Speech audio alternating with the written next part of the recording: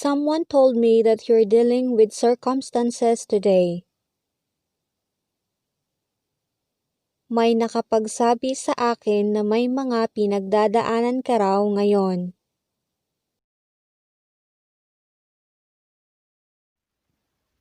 It doesn't matter whatever it is. I know you can do it. Hindi na mahalaga kung ano man yon. Alam ko kaya mo yan.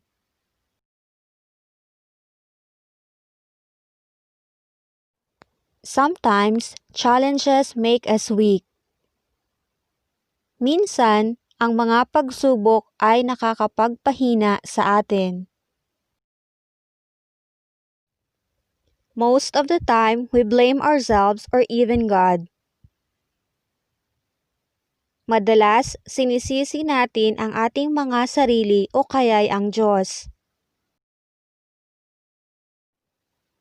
We decide on something that we regret eventually. Nagdedesisyon tayo na sa kalaunay pinagsisisihan din natin.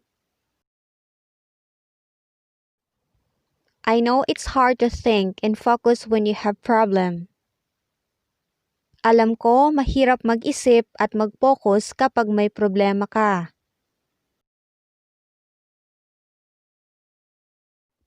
It's also hard to trust other people, especially that they have different stories.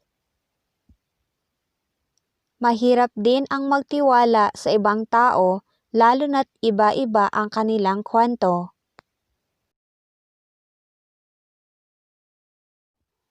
You get confused on what is right and what is wrong. Nalilito ka kung alin ang tama o ang mali. This time, you need to seek for help. Sa pagkakataong ito, kailangan mong maghanap ng tulong. Help from family, close friends, and God. Tulong mula sa pamilya, mga malalapit na kaibigan at sa Diyos. Family gives you comfort and love beyond measure. Pamilya na nagbibigay sa iyo ng kaginhawahan at pagmamahal na hindi masusukat. Friends who give you advice and entertainment. Mga kaibigan na nagbibigay payo at kasiyahan. And God who never abandon and leave you behind. At ang Diyos na kailanman hindi ka iniwan at pinabayaan. Whenever you feel sad, just call them. Kapag nalulungkot ka, tawagan mo lang sila. There's no problem that can't be resolved. Walang problema ang hindi masusulusyunan.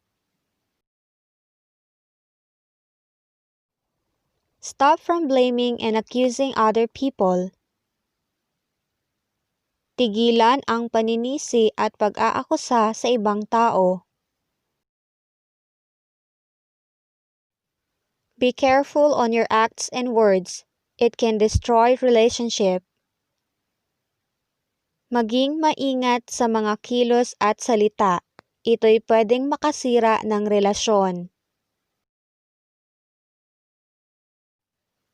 Be open-minded to possibilities and things that might happen. Maging bukas ang isip sa mga posibilidad at pwedeng mangyari. In all occasions, you need to trust yourself. Sa lahat ng pagkakataon, kailangan mong magtiwala sa iyong sarili. Above all, do not forget the people who help you get through it. Higit sa lahat, huwag mong kakalimutan ang mga taong tumulong sa iyo para malampasan ito.